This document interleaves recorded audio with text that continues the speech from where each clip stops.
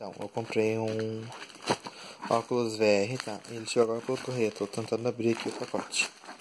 Vamos ver o que vem dentro, como é que vem.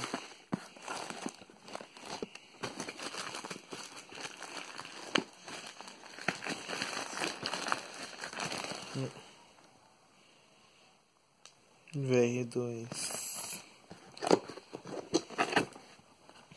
Nossa, que fácil de abrir.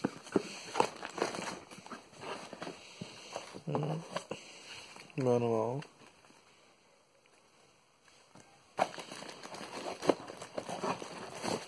O controle.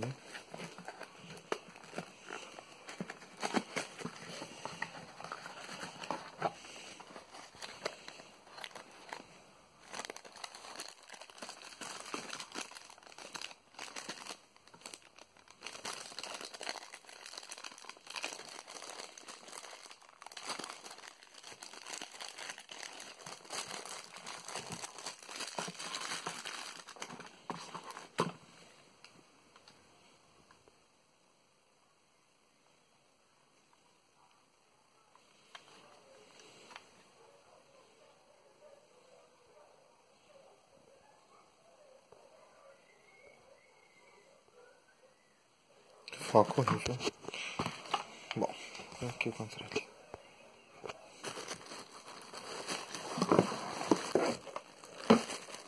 Bom, eu uso óculos, tá?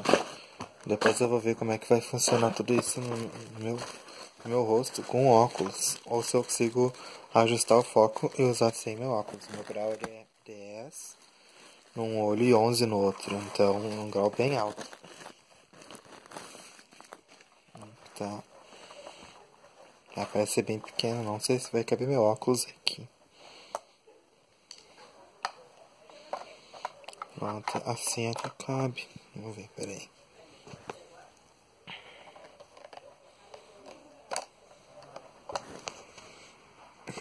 Meu óculos cabe ali.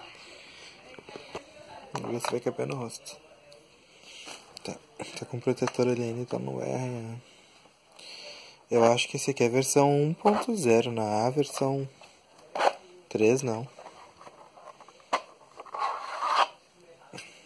Ó, não é a versão 3. Foi trollado pelo Mercado Livre. Por um vendedor do Mercado Livre, não. Eu não vou dar pontuação para ele boa, não. Aqui onde vai o aparelho com a lente virada para o outro lado. Bom, pelo menos esse aqui parece ser de qualidade boa. É isso. Eu vou testar ele com óculos e quando tiver testado ele eu aviso pra vocês se ficou bom ou não.